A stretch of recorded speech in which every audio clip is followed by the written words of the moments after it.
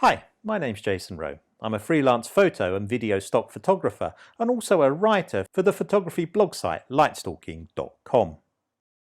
In our last video, we looked at how to sync your images from your main desktop Lightroom catalog to your mobile device.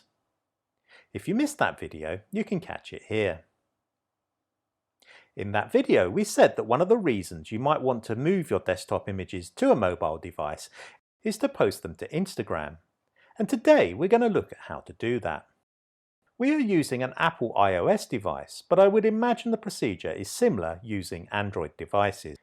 Before we go any further, many of you might know that you can already share your images direct from Lightroom to Instagram.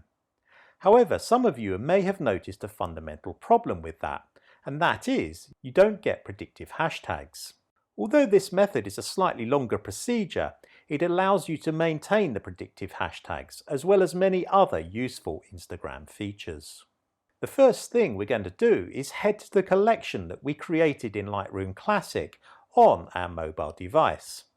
By now all of the images should have synced up and we can choose the image that we wish to post to Instagram. Let's make a few simple edits to make it a bit more appealing on Instagram. We will bump up the contrast using the tone controls and black point, maybe add a little extra saturation and a subtle vignette to finish it off. Now with the image ready, we can go to the Share tab at the top. However, instead of sharing directly to Instagram, we're going to export to the camera roll. This is iOS's default photography app, Photos, which is synced directly with Instagram. We can quickly scoot over to Photos to check that the image is there if we want, and then we can open the Instagram app. Now we can choose an image. Press the plus button at the bottom and make sure you are in the Library tab and not the Live Photo or Video Capture tabs.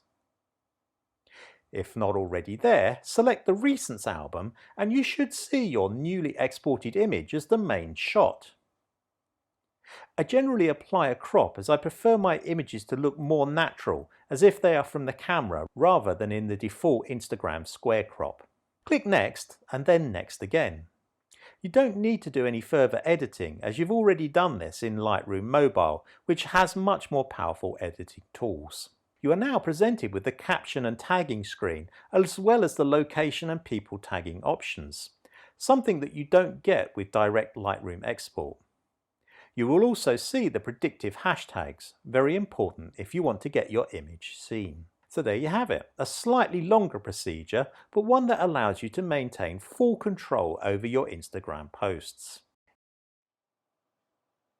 If you've enjoyed this video, don't forget to give us a thumbs up and even better, a subscription. If you want to stay up to date when we publish new videos, ring the notifications bell. See you all again soon.